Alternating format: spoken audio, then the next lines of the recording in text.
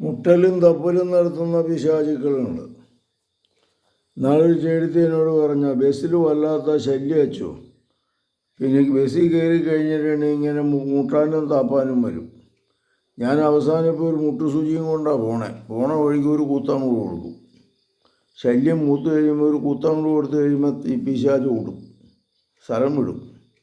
അപ്പം ഇങ്ങനെയുള്ള പിശാചുക്കളുണ്ട്. എന്നാ ചെയ്യണേ?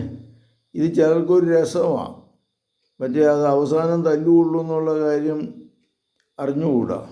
ആൾക്കൂട്ടത്തിലുണ്ട്, പെരുന്നാളിനിടയ്ക്കുണ്ട്, പിന്നെ ബസ്സിലുണ്ട്, സിനിമാ തിയേറ്ററിലുണ്ട്, ആൾക്കൂട്ടത്തിൽ പോകുന്ന സമയത്തുണ്ട്. ഇങ്ങനെയൊക്കെയുള്ള പ്രശ്നങ്ങളുണ്ട്.